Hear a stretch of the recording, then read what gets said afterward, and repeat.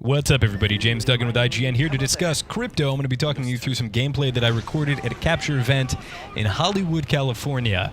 Went to check out Season 3 Meltdown for Apex Legends, the new map World's Edge, as well as Crypto, the new legend. I got a lot of playtime with him, had a lot of fun, got to check out the charge rifle, which we'll see a bit of in this video. For my complete impressions, check IGN.com. But for now, let's just discuss the gameplay that's going on right now. So I land at a new spot which is called Geyser. I landed here a couple times and I really enjoy it, picking up the Havoc there, getting a second one, which is actually a pretty good starting loadout.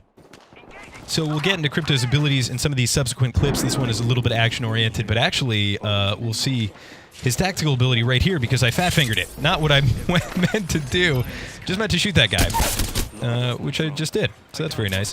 One thing you'll notice there is it actually passively spotted the enemy for me, but we'll talk about that later.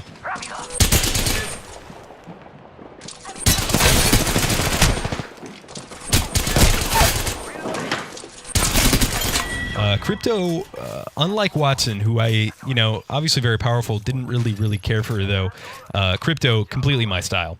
That said, if you're just fighting somebody who doesn't have something like the ability to wraith away or the ability to grapple somewhere, so you kind of just have to rely on your gun skill. And right here, got one.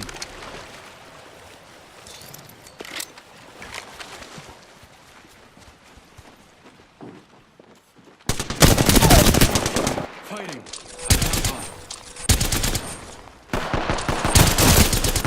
Reloading.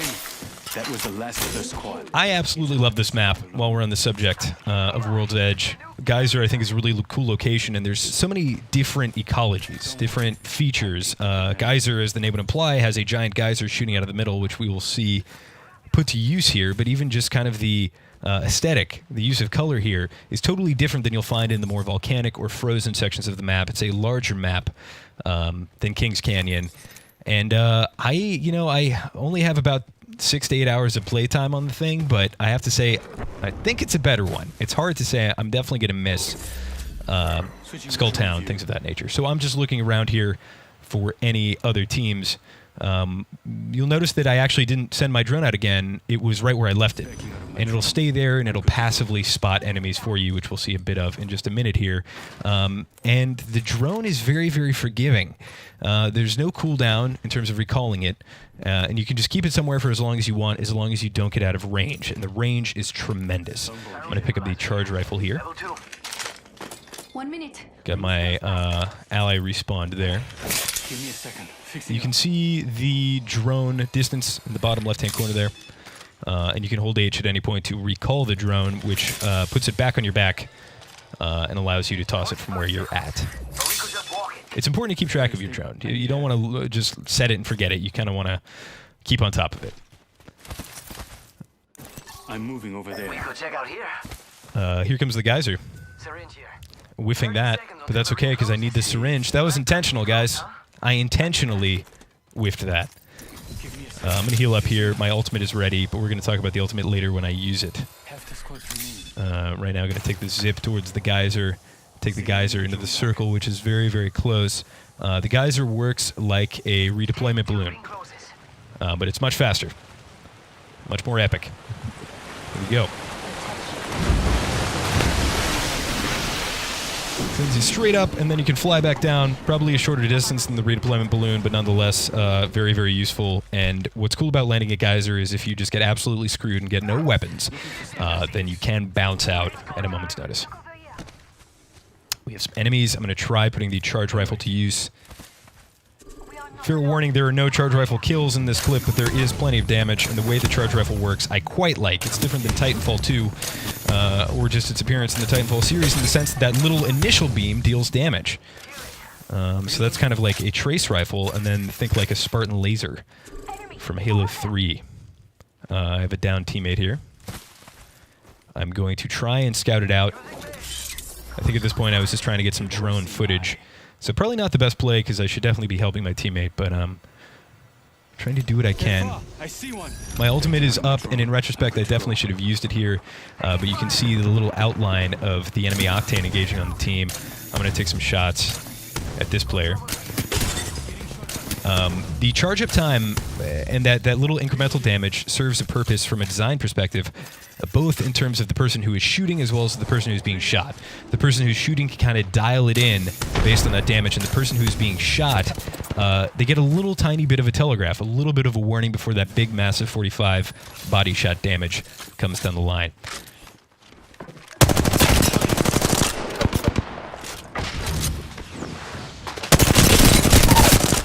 Reloading. Yeah, I put one down.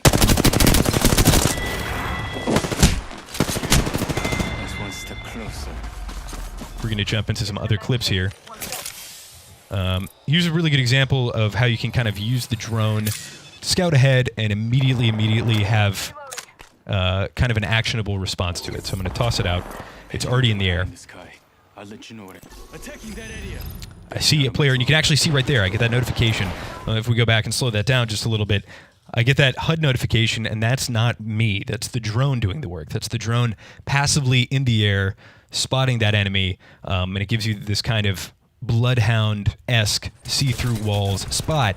And as part of his passive, his whole team can actually see that.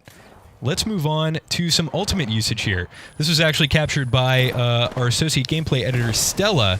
She comes in here and uses the EMP ultimate, drone EMP, to great effect. Her team wasn't necessarily in a position to follow up, but just taking a look at it again, there's essentially a charge up time, and this ultimate deals 50 shield damage, slows players, and destroys traps. So quite a lot of use out of this. My first impression of Crypto, in terms of a power ranking standpoint, is he is incredibly powerful. I think this drone is super useful. So much so that I think there are probably going to be some nerfs imminent in terms of like the recharge time when it's destroyed, stuff like that. Alright, so I'm able to see some players here. I go in for an ultimate myself, but that player's already down, so nothing there. But what's noteworthy here is this actually hits me. I asked a developer about this, whether the drone EMP can hit Crypto. The developer said no, but I have multiple clips that show that it clearly does, so I don't know if that was just this particular build that's been changed in the live build. But regardless, that was my experience. Let's keep rolling this clip. I hear a res, and you know what to do when you hear a res. Yeah, I put one down. That was the last one. So if you play Apex Legends, you're very familiar with those billboards, those large screens that show the kill leader, the champion squad, things like that. Fun fact, when you look at those using Crypto's drone, it'll actually just tell you straight up if there are any enemy squads in the drone's immediate range. All right, so let's take a look at one more clip. This is a long one, and I'm just going to talk you through my thought process here, as well as what I'm doing with Crypto. So I ping, because I hear somebody, I hear footsteps, just so my team is aware, I can respond as quickly as possible. Wonderful thing about Crypto is you can send out your drone as soon as you want to, so you don't have to put yourself at risk. You can put your drone at risk. And when the drone is destroyed, it goes into a cooldown. The developer told me it was a minute and a half. My experience was it was more like 30 seconds, but again, that could be a disparity between the build that I was playing and the build that's going to go live. So I get a little cue there. Again, that's not some ability I'm activating. That's just the drone automatically detecting that because it is visible. The pings are me, though. It will not ping, but it will reveal it for your allies. So I'm going to go ahead and chase that. If you'll notice, I left my drone exactly where it is, so I can just hit Q and immediately go back in. Being kind of cautious here. This guy's wide open.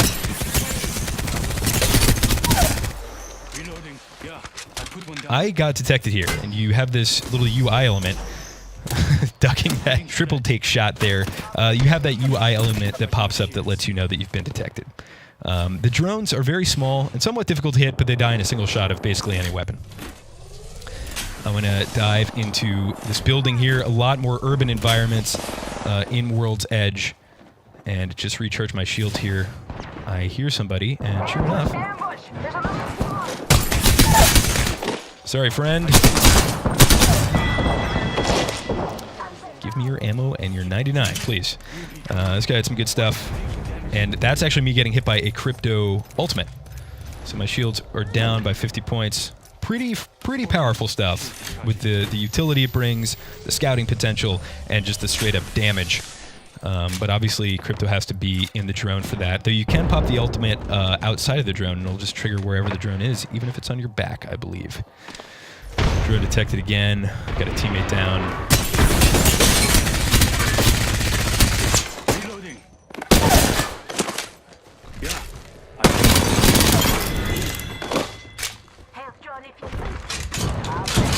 This is one of the situations where there's so much fire happening that everybody's just coming in. So we're going to be in this building for the duration. Being attacked. Reloading. 끝장냈다. That was got the banner. I'm not giving up on them. And to try and loot up, gonna shield swap there. There's a double tap trigger, which for the G7 Scout, as well as the EVA shotgun, basically fires 2 shots for every 1 pull of the trigger. Etching into my eye in the sky.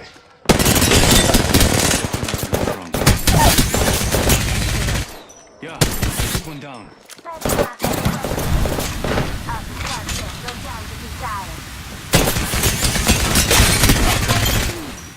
And in classic Apex fashion, here comes a fresh, full team of 3 players who are playing very aggressively and very well. And they did a great job finishing off the squad there, so kudos to them. So, that was some crypto gameplay. I hope you guys enjoyed it. And for all things Apex, you're already in the right place, so keep it locked.